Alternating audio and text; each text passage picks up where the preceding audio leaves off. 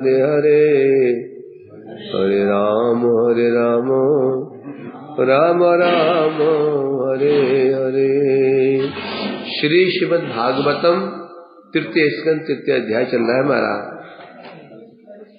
विषय वही चल रहा है हमारा, उद्धव विदुर संवाद। तो यह उद्धव जी कल कह रहे थे विदुर जी को, कृष्ण ने विचार किया अब मुझे लीला संगोपन करनी होगी। मुझे उद्देश्य जगत में वो उद्देश्य पूरा हो चुका है, धर्म की स्थापना हो चुकी है, अधर्मी मारे जा चुके हैं, धर्म की स्थापना हो चुकी है, अब जाना होगा। ऐसे विचार करके अब भगवान विचार करने लगे, जो यादव है इनको भी भेजना पड़ेगा, इनको साथ में ले जाना होगा। तो इसलिए उन्होंने उपाय सोचा और तब जाकर तो वहां तो द्वारका गए। द्वारका में जाकर के कैसे रहने लगे, अनासक्त हो, बात गूंज रही है, सीधी बज रही कैसे रह रहे, अनासक्त होकर रह रहे।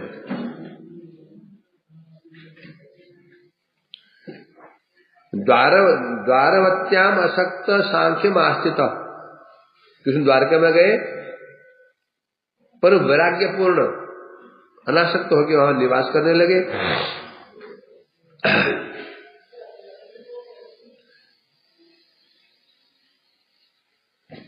वहां से काम सभी कर रहे हैं, लोक धर्म पालन कर रहे हैं, वेद धर्म पालन कर रहे हैं। लोक धर्म क्या है, पुत्र से व्यवहार, माता पिता से व्यवहार, पत्नी से व्यवहार, ये कहते हैं लोक धर्म, लोक कर्तव्य। और वेद धर्म क्या है, यज्ञ करना, दान पुण्य करना, व्रत आदि करना, उसे कहते हैं वेद धर्म। लोक धर्म पालन कर रहे हैं, वेद दोनों धर्म पालन कर रहे हैं, और कर कैसे रहे, अनासक्त होके।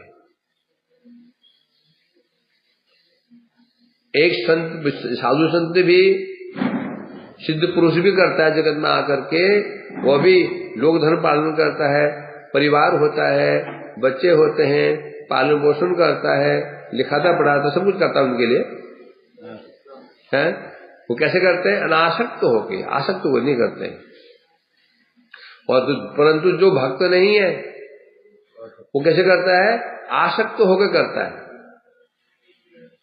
अर्थात ये मेरे पुत्र हैं, मेरी पत्नी है, मेरे बच्चे हैं, मेरा कर्तव्य ही है, मेरा कर्तव्य नहीं, मेरा धर्म ही है इनकी सेवा करना, ये मान लेता है, फंस जाता है। अपने लिए वो एक जाल बना लेता, क्या बना, जाल बना लेता है। दो कीड़े जाल बनाते हैं, एक मकड़ी बनाती है, एक कीड़ा होता है रेशम का कीड़ा, जो रेशम बनाता है, एक कीड़ा होता है, दो जाल बनाते हैं। मकड़ी जाल बनाती है, अपने मुख से लार निकाल करके उस जाल पर तो स्वयं तो भागती है, परंतु शिकार जो मक्खी कोई जाती है, मक्खी जाती है उसके पास में, वो मक्खी ऐसे उलझ जाती है, वो निकल नहीं पाती है, वो जाल फंस जाती है, और मकड़ी आराम से फिर खाती है। स्वयं अपना आहार कर रही है, खा रही है, मजे मार रही है, स्वयं फंस नहीं रही उसमें। एक जाल बनाता है रेशम कीड़ा, वो ऐसे मूर्ख होता है, वो क्या करता है, बाहर से जाल बुनते बुनते बुनते बुनते बुनते बुनते पत्ते में स्वयं बंद हो जाता है, ऐसे फंस गया, बाहर निकलने रास्ते खत्म। माली आया, वो उतार के ले गया और पेल दिया उसको, छुट्टी खत्म, घुमा दिया उस चक्री में, खत्म हुआ। उसी प्रकार से एक साधु पुरुष भक्त संसार करता है, विवाह करता है, पत्नी होते, बच्चे होते हैं, बच्चे होते हैं, पालन पोषण करता है, शादी ब्याह करता है, परंतु वो उस मकड़ी की भांति है, संसार बनाता है, उसमें आसक्त नहीं होता, फंसता नहीं, और चुपचाप आधी उम्र बीती, छोड़ छाड़ करके वानप्रस्थ आश्रम में प्रवेश कर जाते हैं। पहले ऐसे हुआ करते हैं। और जो दूसरे होते हैं, अभक्त होते हैं, वो ऐसा जाल बनाते हैं, अब निकल ही नहीं पाते हैं। कारण क्या है? मोह। वो पुत्र पालन, संतान पालन करता मोह के कारण, और मोह से प्रगाढ़ हो जाता है, मठ मारने के बाद भी याद आती है उसको, चले जाता है, पत्नी या चले जाते लोग, ये देखा गया। तो भगवान ने शिक्षा प्रदान की किस प्रकार से गृहस्थ धर्म पालन करना चाहिए। ये नहीं कि सब छोड़ छाड़ के बैठ गए, नहीं, लोग धर्म पालन कर रहे हैं, बेधर्म पालन कर रहे हैं, परंतु अशक्त संख्यम आस्थित विरक्त होकर कर रहे हैं। तो इसलिए यहां कहा जा रहा है, कैसे कर रहे हैं बताया, स्मित हास्य लोकेन वाचा पीयूष कल्पया है। कैसे कर रहे हैं? स्मित हास्य पूर्वक उनसे वार्तालाप भी करते हैं, यादवों को आनंद प्रदान कर रहे हैं, सब ऐसे कर रहे हैं। टीका में कह रहे हैं, बहिरंग माया शक्ति विलासे भगवान अनासक्ति, भगवान अनासक्त हो गए। ये अनासक्त किससे हो गए? भगवान अनासक्त हो गए। अनासक्त हुए किससे? तो बता रहे माया शक्ति के विलास से ही अनासक्त हुए हैं। माया शक्ति का विलास क्या है? जो माया शक्ति का उससे अनासक्त हुए हैं। माया शक्ति का विलास क्या है? पुत्र, पत्नी, धन, जन, इसमें आसक्ति। माया प्रसूत जितनी वस्तु जड़ीय वस्तु में है, खाने पीने की वस्तु, पहनने की वस्तु, माता पिता, व्यक्ति, वस्तु, स्थान है। संसार रोग क्या है?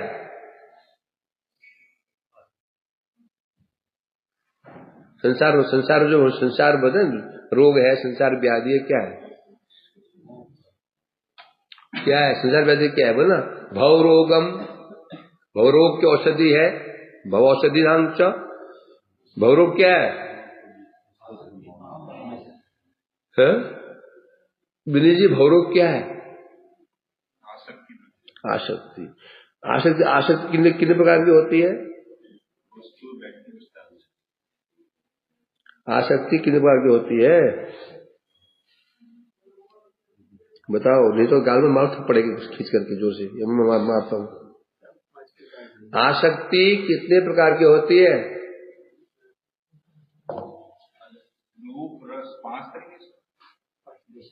सनातन जी, कौन सी?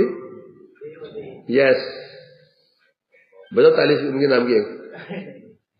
अरे ले ठीक कहा। 2 प्रकार आसक्ति होती है, देह और दैहिक। अब देही आसक्ति कितने प्रकार की होती है? कौन सी? यस, समझे नहीं? अब जाके विनीत की गाल पर बताओ, ताली दो उनके, इसमें ताली दो। आसक्ति ही रोग है, धन रोग नहीं है, पति रोग नहीं, बच्चे रोग क्या है? उसको आसक्ति जो है ना, ये रोग है। फिर आसक्ति 2 प्रकार की होती है। आसक्ति के विषय 2, देह और दैहिक। देह के शरीर, दूसरा देह संबंधी वस्तु में, और देह संबंधी वस्तु कितनी होती है? 3। देह संबंधी व्यक्ति, देह संबंधी स्थान और देह संबंधी वस्तु। देह संबंधी व्यक्ति कौन? माता पिता, भाई बंधु, पुत्र पुत्री, बहू, सब, शत्रु मित्र, शत्रु में आ गया उसमें, सब आ गया उसमें, देह संबंधी है। बोले शत्रु में कहां आसक्ति होती है? शत्रु में आसक्ति होती ही नहीं होती है, प्रगाढ़ आसक्ति होती है। मित्र में आसक्ति कम होती है, शत्रु में आसक्ति और ज्यादा होती है। वैभव ठीक है कि नहीं बात है? तो आप कह रहे हैं तो ठीक ही होगा, बोलो आप कह रहे हैं तो ठीक ही होगा, है? कैसे होती है? शत्रु में यदि शत्रु में आसक्ति अधिक होती है कि मित्र में आसक्ति अधिक होती है? कैसे?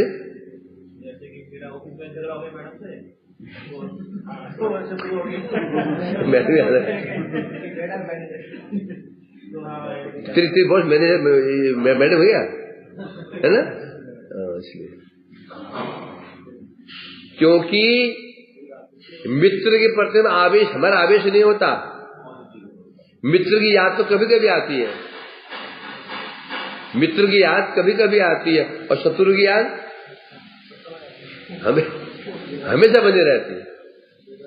मित्र कभी याद आता, कभी खाने लगे, कभी पचौड़ी खाने लगे, टिकिया याद आ गई बच्चे की, खाने लगे कभी और चीज याद आ गई बच्चे की, है ना। और शत्रु की याद रात में, दिन में, खाते सोते, ये आसक्ति ही है, समझा। इस प्रकार से देह संबंधी वस्तु के प्रति आसक्ति, देह संबंधी व्यक्ति के प्रति, देह संबंधी स्थान क्या होगा, घर के प्रति आसक्ति, मोहल्ले के प्रति आसक्ति, अपनी स्टेट के प्रति आसक्ति, देश के प्रति आसक्ति। किसी की आसक्ति स्थान के प्रति है, कैसे अनुमान लगाएंगे? यदि कोई व्यक्ति बंगाली है, बंगाल की खूब निंदा करो, बंगाल बेकार है, भिखारी रहते हैं वहां पे। यूपी की निंदा करो, यहां से आग लग जाएगी इसको, यूपी का है ना, उसको आग लग जाएगी। निंदा करो पंजाब की, जो यार को व्यक्ति पंजाब का हो, उसके पंजाबी निंदा कर दो, पता चल जाएगा ये रोग है इसको, ये रोग है कि नहीं इसको, समझ गए नहीं? पंजाब ऐसा नहीं है, क्या बात करते हो, तो समझो ये रोग बीमारी है। घर की बात भी छोड़ दो, मोहल्ला बोले तो मोहल्ला अच्छा नहीं है, तुम्हारा मोहल्ला अच्छा नहीं है, कैसे लगता सुनने में? चाहे मोहल्ला खराब ही क्यों ना हो, तो सुनना चाहता है खराब। इसे कहते हैं दैहिक स्थान के प्रति आसक्ति, वस्तु के प्रति आसक्ति, गाड़ी, घोड़े, मोबाइल्स, घर, इसे कहते हैं क्या है, ये वस्तु। यही रोग है, बस रोग और कुछ नहीं है। ना घर रोग है, ना पति रोग है, ना बच्चा रोग है, ना धन रोग, कोई रोग नहीं, रोग कुछ भी नहीं मुझे, रोग कुछ भी नहीं है। रोग क्या है, जो आसक्ति है वही है भव रोग, समझेंगे नहीं? इसलिए जो संत महापुरुष लोग होते हैं, उनके पास सब कुछ होता है, परंतु आसक्ति नहीं होती है, इसलिए रोग से मुक्त रहते हैं, प्रसन्न रहते हैं, समझेंगे नहीं? ये देखिए, ट्रेन में एक महात्मा सफर कर रहे थे, यात्रा कर रहे थे, ऊपर उनके ऊपर वाले वो सीट में 2-3 अच्छी कीमती अटैची, बहुत महंगी अटैचियां खींचने वाली, क्या बोलते हैं उसको, ट्रॉली, बड़ी सुंदर अटैची, नई अटैचियां रखी हैं, एक ऐसी सुंदर, बहुत सुंदर अटैची रखी हुई है, और बैग रखे हुए हैं, और बीच में काजू बादाम में खाता जा रहा हो, साधु काजू बादाम में खाया जा रहा है। सामने एक शेठ जी बैठे हुए, उसके बाद बहुत माल पड़ा हुआ है, बहुत अच्छी अटैचियां पड़ी हुई है। उसके बाद वो जो साधु के पास भी एक सेवक था, शिष्य उसका, और शेठ के पास एक नौकर था। दोनों वो शेठ की सेवा कर रहा है और साधु की सेवा कर रहा है। तो शेठ जी बोले बीच में, बहुत देर देखते रहे कि ये साधु के पैर भी दबा रहा है, वो उसका सेवक जो है उसको टिफिन दे खिला भी रहा है, मेरा भी खिला रहा है, बार बार दृष्टि डालता है उसे मालपत्ते के ऊपर, साधु के मालपत्ते पर दृष्टि डालती है। तो बोल ही दिया, महात्मा जी आप साधु है तो आप मुझ में अंतर कहाँ रहा? मतलब क्यों जी, क्या हो गया? आपके लोग कितना सामान का आपको असर, कीमती सामान है, मेरे पास कीमती सामान है, अभी चकाचक खा रहे, मैं भी चकाचक खा रहा हूं, आपको भी सेवक, मेरा भी सेवक, तो अंतर कहां पर है? साधु बोला हाँ ठीक कह रहे हैं। बुद्धिमान व्यक्ति क्या है? समय आने पर उत्तर दे। ये नहीं लगे ऐसे नहीं लाल श्लोक की झड़ी तो वही श्लोक बोलने शुरू कर दिए, झमकाना होता है, ये होता है, वो होता है, बोलते चले वो प्रतीक्षा करता रहा। 2-3 घंटे बाद स्टेशन आया, अब बातचीत होनी शुरू हो गई कि कुछ आदान प्रदान हुआ, कुछ व्यवहार अच्छा हो गया। तो उस साधु ने कहा सेठ जी चलो थोड़ा बाहर की हवा खा के आते हैं, थक गए हैं, गाड़ी रुकी हुई है। तो बातचीत उतर गए और साधु सेठ को बहुत दूर लेके चला गया, दूर डिब्बे से बहुत लेके चला गया और वो ट्रेन चल पड़ी। और गाड़ी रुक गई, भाग रहा शेर हाँफते। तो साधु के सेठ क्या हो गया? अरे गाड़ी छूट गई, गाड़ी तो मेरी भी छूट, गाड़ी मेरी भी छूट गई। अरे जो सामान पड़ा है तो मेरा भी सामान पड़ा हुआ है, तो मैं नौकर तो मेरा भी वहां शिव पड़ा हुआ है, मुझे कोई समस्या नहीं है, मुझे कोई चिंता नहीं। बोला सेठ ये अंतर आप मुझ में आप में ये अंतर है, सब कुछ है, कोई आसक्ति नहीं।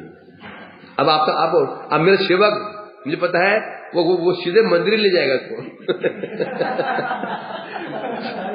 और तेरा सेवक कहां जाएगा पता ही नहीं। ठीक है, इसे कहते हैं अंतर। यहां पे पक्की बात है ना। लोग साधु का वैभव देख करके सोचते हैं ये हमारे जैसा है। इन्हीं पड़ोसी स्त्री मुझे बोली, वो पंडित बगल वाली, बाबा आप तो बड़े मजे में रहते हैं। मैंने कहा हमारा एक भी कमरा हमारे नाम का नहीं है एक भी कमरा हमारे नाम का एक भी कमरा नहीं है तो बड़ा मत, हमारे नाम एक भी कमरा नहीं है।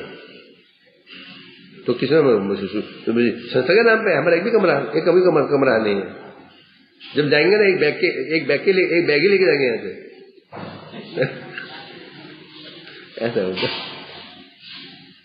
तो इसलिए कह रहे हैं, ये शिक्षा प्रदान कर रहे हैं, अशक्त सांख्य में आस्थित कि लोक धर्म, भगवान लोक धर्म पालन कर रहे हैं, वेद धर्म पालन कर रहे हैं, अनासक्त होकर सब अब कार्य कर रहे हैं।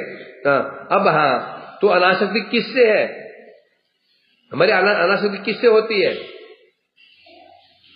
बताओ, हमारी अनासक्ति किससे होती है? गोपाल, हमारी अनासक्ति किस चीज से होती है? जो वस्तु हमको हानि पहुंचाती है कि नहीं? जहर होता है, उसी पर हमारी अनासक्ति हो जाती है। सांप बिच्छू से अनासक्ति हो जाती है, दुश्मनों से अनासक्ति हो जाती है। क्यों हो जाती है? सड़े हुए आम से अनासक्ति हो जाती है। शाही पनीरी क्यों नहीं हो? सड़ गया, वो बदबू आ रही है, क्या हो जाएगी?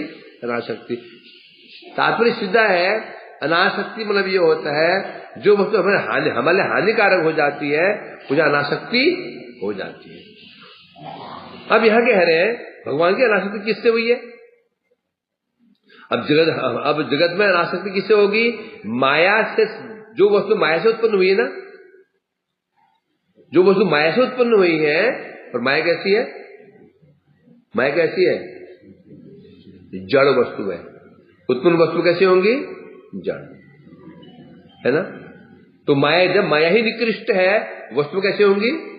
निकृष्ट। जब माया ही निकृष्ट वस्तु है तो उत्पन्न वस्तु निकृष्ट होंगी, तो सिद्ध हो गया। माया से उत्पन्न वस्तु के प्रति इसमें आसक्ति कर लेंगे तो क्या होगा? सोचो, यदि हम जहर के प्रति आसक्ति कर लेंगे क्या होगा? सुख मिलेगा क्या? नहीं मिलेगा ना। तो यहां कह रहे हैं भगवान की अनासक्ति किससे हुई है? बता रहे हैं भगवान की अनासक्ति केवल माया शक्ति विलास, माया शक्ति से जितने उत्पन्न वस्तु में है, रजोगुण है, तमोगुण है, सत्वगुण, इनसे उनकी अनासक्ति हुई है। परंतु चिशक्ति विलास, चिशक्ति विलास क्या है? भगवान के परिकर, भगवान का धाम, उनकी वस्तुएं, भगवत संबंधी व्यक्ति, भगवत संबंधी स्थान, भगवत संबंधी वस्तु है। ये सब चित्त शक्ति का विलास है, ये समझो। हमारा देह संबंधी व्यक्ति, देह संबंधी वस्तु, देश तीनों चीजें जो है ये कहां से निकली है? माया से निकली है। ये माया से निकली है। माया निकृष्ट होने के कारण तीनों वस्तुएं निकृष्ट होंगी। और चित्त शक्ति कैसे होती है? उत्कृष्ट, श्रेष्ठ। अब चित्त शक्ति से भगवत संबंधी स्थान, भगवत संबंधी वस्तु, भगवत संबंधी व्यक्ति, परिकर, भगवान के परिकर क्या हो गए? भगवत संबंधी हो गए, भगवान के दैहिक हो गए। भगवत संबंधी वस्तु धाम, अर्थात वस्तु में, और भगवत संबंधी व्यक्ति बने परिकर, स्थान बने भगवान का धाम, और भगवत संबंधी क्या बच गया? वस्तु। जितनी वस्तु भगवान की सेवा के उपकरण है, सब वस्तु में है। इच्छी शक्ति का विलास है। तो वैरागी किससे होना चाहिए? जो निकृष्ट है, माया शक्ति निकृष्ट है। तो माया शक्ति का जो विलास है उससे क्या होना चाहिए? क्योंकि वो हानिकारक है, उसके प्रति क्या होने? अनासक्ति होनी चाहिए, विरक्ति होनी चाहिए। परंतु जो चिशक्ति का विलास है, भक्त कौन है? चिशक्ति का विलास। भक्ति चिशक्ति का विलास, धाम चिशक्ति का विलास, नाम चिशक्ति का विलास। क्योंकि ये है चिशक्ति, और चिशक्ति कैसी है? उत्कृष्ट वस्तु है। इसलिए इनके प्रति अनासक्ति नहीं होनी चाहिए, है ना? आपकी जहर के प्रति अनासक्ति होनी चाहिए, दूध के प्रति नहीं। हमारे अनासक्ति संसार में जहर के प्रति अनासक्ति होनी चाहिए, दूध के प्रति अनासक्ति नहीं होनी चाहिए। ये है ना दोस्तों में, जहर है, दूध है। जहर तो हानिकारक है, तो उसको अनासक्ति होनी चाहिए, दूध के प्रति आसक्ति होनी चाहिए। इसलिए कह रहे हैं यहाँ पर, भगवान की अनासक्ति किससे हुई थी? बोलते माया शक्ति के विलास से हुई थी। परंतु चित्त शक्ति का जो विलास था, चित्त शक्ति विलास कौन है? उनके परिकर हो गए, उनका जो उनसे उनकी अनासक्ति नहीं हुई। यही इस श्लोक में यही कहा जा रहा है। अर्थात क्योंकि जिसे मेरे अनासक्ति हो जाती है ना, उससे हम कभी हंस बोल नहीं सकते हैं। इनमें मेरी अनासक्ति व्यक्ति से हो गई, फिर मैं उसे मधुर व्यवहार नहीं कर पाऊंगा। मैं आज हमारे दो मित्रता है तो मैं इसे मीठी मीठी बातें कर रहा हूं, है ना? इसको देखिए मेरा मुख खिल जाता है, और कल इसने मेरी चुगली बुगली कर दी, निंदा कर दी, अब मैं शत्रु बन गया। अब इसको देखकर मेरे अंदर आग लग जाएगी, कैसे मर्द भगाऊं इसको, कैसे मर्द भगाऊं, ये हो जाएगा। इसे कह रहे हैं, कृष्ण क्या कर रहे हैं? स्निग्ध स्मित अवलोकेन वाचा पीयूष कल्पया। कृष्ण क्या कर रहे हैं? क्या कर रहे हैं? स्निग्ध स्मित हास्य, उनसे स्मित हास्य पूर्वक उनका आनंद वर्धन कर रहे हैं। किनका? द्वारकावासियों का। इसका मतलब उनके प्रति उनकी अनासक्ति नहीं है। अनासक्ति होगी तो फिर, क्योंकि दो चीजें होती हैं, है ना? ये होता है अनासक्ति व्यवहार, ये आसक्ति व्यवहार। जैसे एक किसी घर में कोई, वो क्या होता है, बाई काम करती है, बाई काम करती है, सेठ जी घर में नौकर काम करता है। अब वो सेठ जी जो है नौकर के प्रति भी अच्छा व्यवहार रखता है, और पुत्र के प्रति अच्छा व्यवहार रखता है। दोनों में अंतर क्या है? पुत्र के प्रति जो उसका व्यवहार है आसक्ति पूर्वक है, नौकर के साथ आसक्ति पूर्वक नहीं है, अनासक्ति पूर्वक है। प्रमाण क्या है? प्रमाण क्या है? पुत्र थोड़ा भी, इतना सा भी अच्छा काम कर देता है, माँ का, पिता के हृदय, शेर जी के हृदय प्रसन्न, मुख खिल जाता है। नौकर तो कितना अच्छा काम क्यों ना करे, उसे हृदय, उसे मुख खिलेगा नहीं। क्यों नहीं खिलेगा? अनासक्त है। क्यों अनासक्त जानते? ये कि नौकर है हमारा, ये होता ही यही सही सिस्टम है। व्यवहार तो करेंगे, शेर दोनों का पालन पोषण कर रहा है, एक अनासक्त होकर के अभी कृष्ण से व्यवहार कर रहे हैं। इस स्निग्ध स्मित अवलोकन उन द्वारकावासी के प्रति मंद मंद हास्य युक्त उनके प्रति दृष्टिपात कर रहे हैं, है? तो इसलिए कह रहे हैं, तो ये चार प्रकार से कृष्ण क्या कर रहे हैं? भक्तों का मनोरंजन कर रहे हैं। अब मनोरंजन कभी शत्रु का नहीं होता, मनोरंजन किसका होता है? वो शेर जी मनोरंजन किसका मनोरंजन करेंगे? पुत्र के नौकर का क्या करेंगे? पुत्र का मनोरंजन करेंगे, नौकर का नहीं। तो यहां कृष्ण चार प्रकार से द्वारकावासी जो भक्त हो गए, इस जगत के भक्त हो गए, द्वारका के भक्त हो गए, और स्वर्ग के जो भक्त हैं उनको कैसे मनोरंजन कर रहे हैं? चार प्रकार: अवलोकन, वचन भंगी, लीला, रूप। चार प्रकार से, है ना? इस जगत में हम किसी को हम जो खुश करते हैं चार प्रकार से करते हैं, है ना? कैसे? अवलोकन, वचन भंगी, लीला और रूप। तो अंतर यही है, इस जगत में हमारा अवलोकन भी जो होता है, बद्ध जीव किसी अवलोकन करता है ना, उसमें कल्याण होने वाला नहीं है। वचन भंगी से कल्याण होने वाला नहीं है। लीला है तो हमारी ऐसी है, उसमें कल्याण होने वाला नहीं है। रूप भी ऐसा। कैसे बता रहे हैं अवलोकन क्या होता है? तो बता रहे हैं स्मित अवलोकन, दृष्टिपात, शुभ दृष्टि करो प्रभु जगत पर। जैसे माँ अपने बच्चे के प्रति जब दृष्टि डालती है, उसमें क्या उस दृष्टि में क्या होता है? क्या होता है उसके प्रति? कृपा, स्नेह। उस दृष्टि में स्नेह होता है, और देखते ही बच्चे को बच्चा प्रसन्न हो जाता है ना? जो पेशेंट जब पड़ा रहता है, हॉस्पिटल में पड़ा रहता है, तो जब डॉक्टर आता है मुस्कुराता हुआ, है ना? उसको और बोलता मुस्कुराते, आप कैसे हैं? और बेचारा खुश हो जाता है। स्पेशली देखा ना, बड़े हॉस्पिटलों में जो पुरुष को नहीं रखते हैं, लड़कियों को रखते हैं, नर्सों को रखते हैं। क्यों? क्योंकि स्त्री के लिए भाई ममता होती है। पुरुष को जो है ना, पुरुष बॉय वार्ड होगा तो टांग ऐसे खींचे, ऐसे करो, ऐसे खींच देगा उसको। देखा मैंने, नर्सें होती हैं, इतनी मधुर बात करती हैं, स्वाभाविक उनके स्त्री में एक ममता होती है। वो जैसे व्यवहार कर सकते हैं पेशेंट से, पुरुष नहीं कर सकते, लड़के नहीं कर सकते, दिखा गया है। तो जब वो डॉक्टर पूछता है तो बीमार पर डॉक्टर कैसे बात करता है? मुस्कुराते हुए कहते ना, आपके मधुर बात से उसे सांत्वना मिलती है। तो इसलिए कह रहे हैं यहां पर अवलोकन कैसा होता है? अनेक अवलोकन होता है। उसमें यह होता है स्मित अवलोकन, जिसमें मंद मंद हास्य हो, यह जिसे कहते हैं कृपावलोकन। अवलोकन में यदि आंखें लाल हो रही हो, या क्रोध अवलोकन,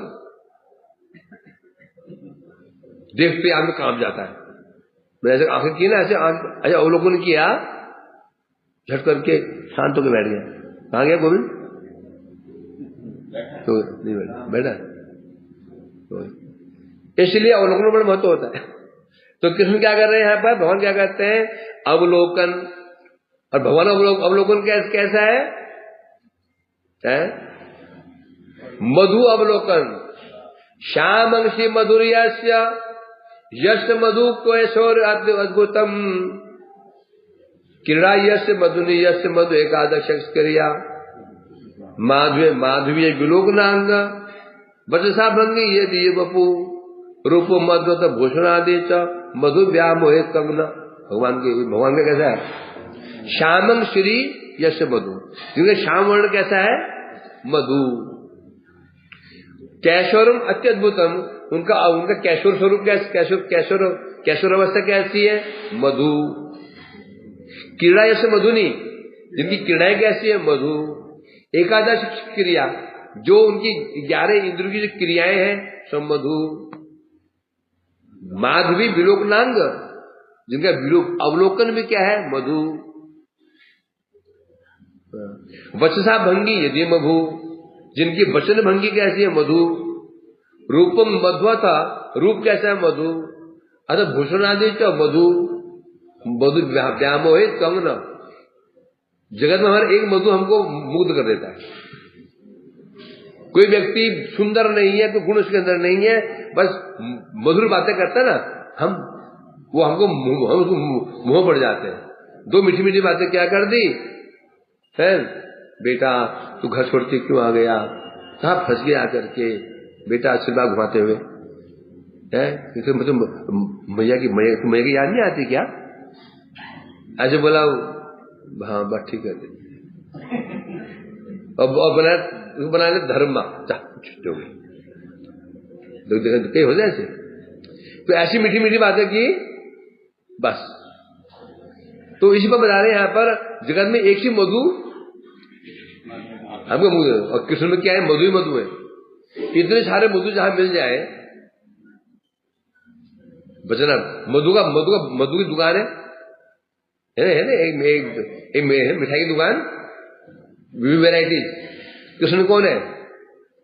मधु की दुकान है, मॉल है, सब मधु मधु है।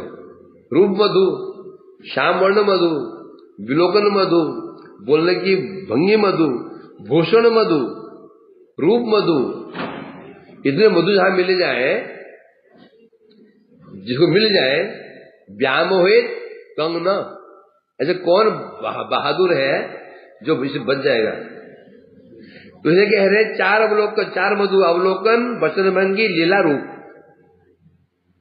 ये चार माधुर्य द्वारा कृष्ण क्या करते हैं? इमम लोकम अर्थात इमम माने यह लोक कहने से जहां आप निवास कर रहे हो, जहां लीलाएं कर रहे हो, ये है कौन? जहां आप लोग क्या कर रहे हो? विचित्र लीलाएं कर रहे हो, महालीलाएं कर रहे हो। कौन कर रहे हो? शयन लीला, खाने की लीला है ना? इसे कहते हैं इमम लोकम, मर्त्य लोक। तो कृष्ण क्या करते हैं? चार चीज के द्वारा अपना अवलोकन, वचन भंगी, लीला, रूप। इसको हम क्या कहते हैं? मर्त्यलोक में स्थित, ये जो भूलोक है ना, मर्त्यलोक, यहां जो स्थित भक्त है उनको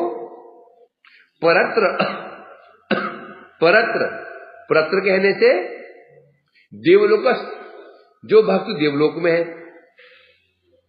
कहने से कौन? जैसे नारद इत्यादि तो देवलोकस्थ भक्त हैं उनको।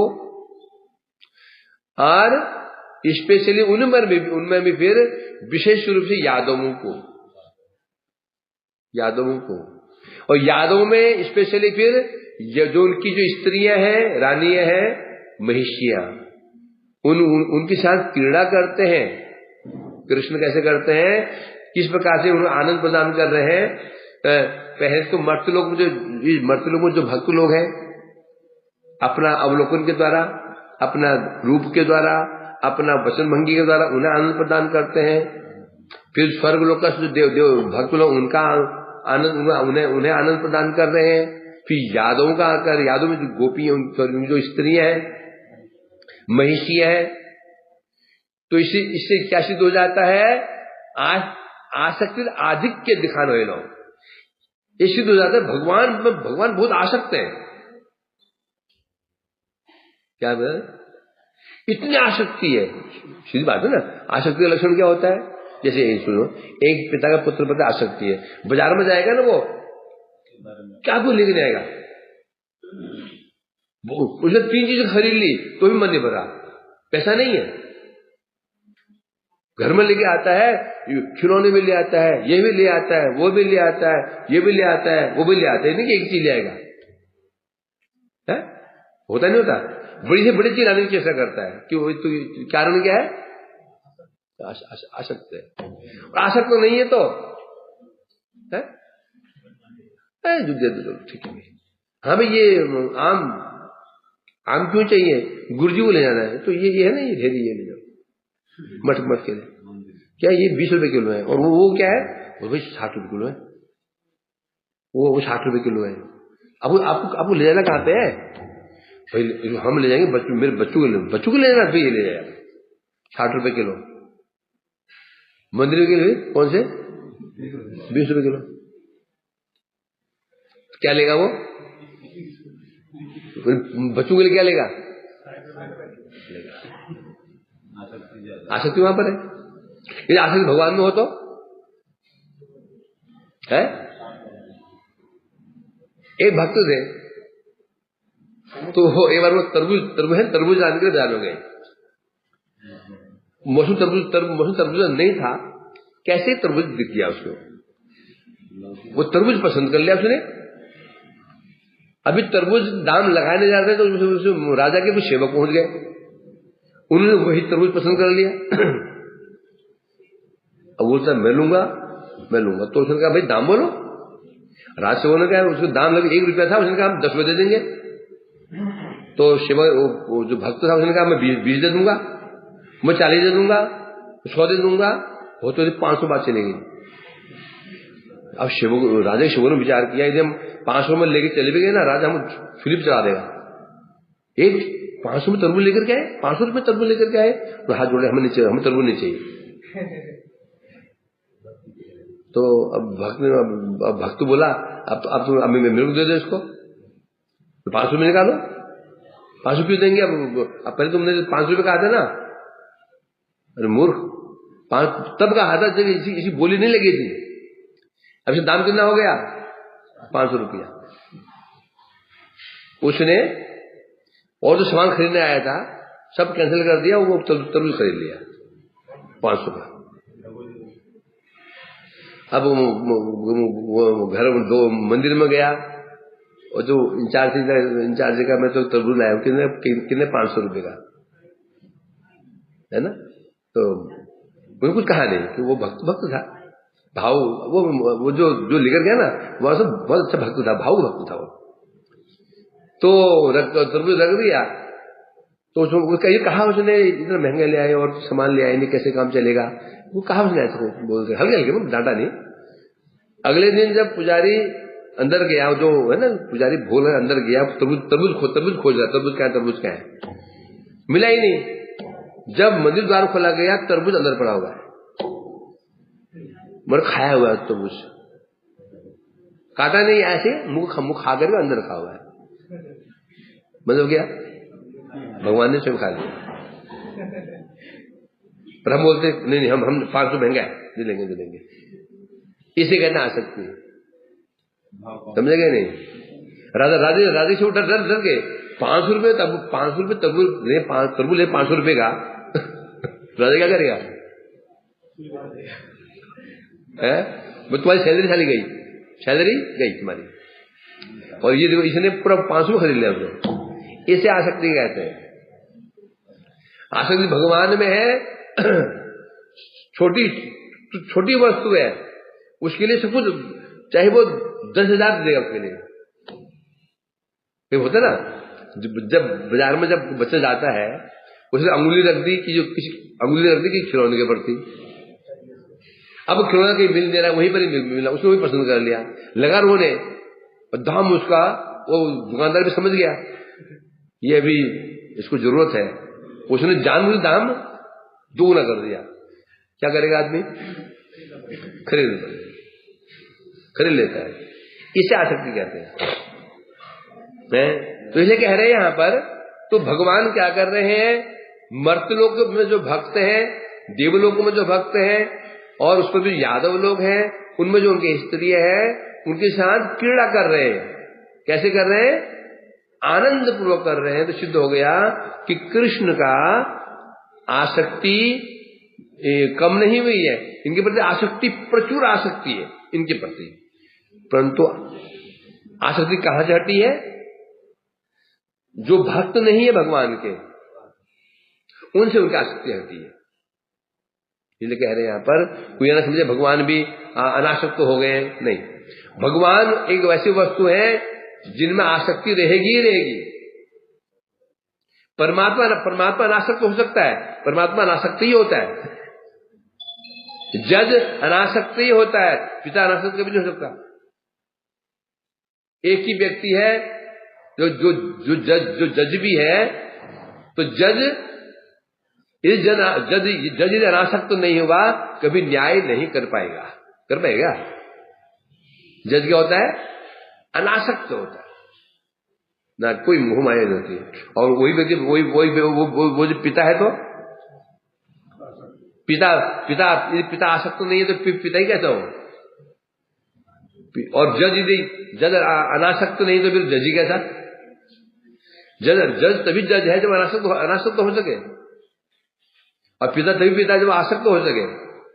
उल्टा हो जाए तो जज तो आसक्त हो जाए और पिता अनासक्त हो जाए, सर क्या हो जाएगा? सब चौपट हो जाएगा मामला। तो ये सिद्ध हो गया जब कृष्ण यहाँ पर भक्तों को, देववासी भक्तों को यादों क्रीड़ा कर रहे हैं, तो सिद्ध हो गया आसक्ति आधिक्य, अत्यंत आसक्ति कृष्ण की उनमें है। क्षण दया, क्षण दत्त, क्षण सहस्त्रिंग सौहृद, कैसे बता रहे हैं? क्षण दा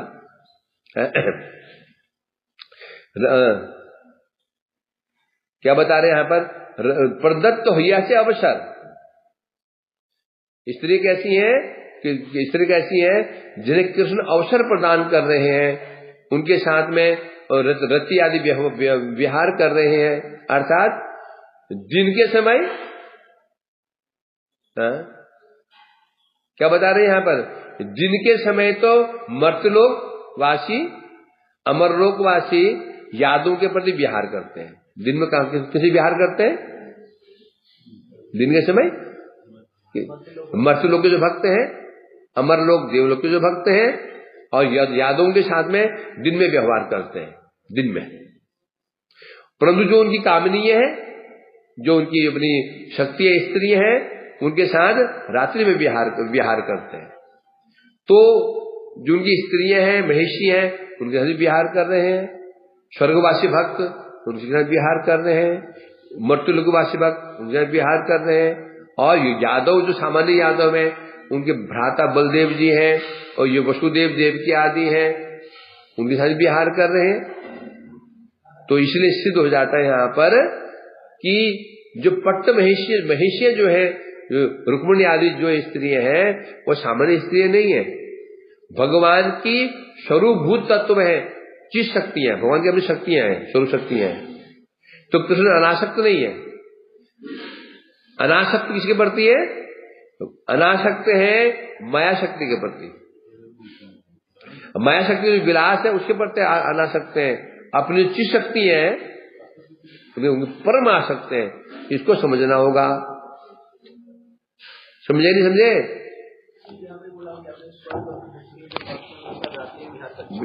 दिन में नारद जी कौन से भक्त हैं? मरते लोग क्या क्या? तो क्या नहीं, ऊपर के लोगों में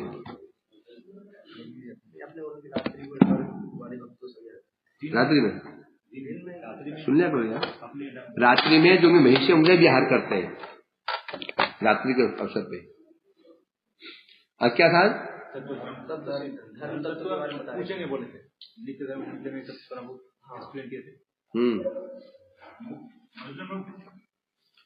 धर्म कितने प्रकार का होता है वैभव?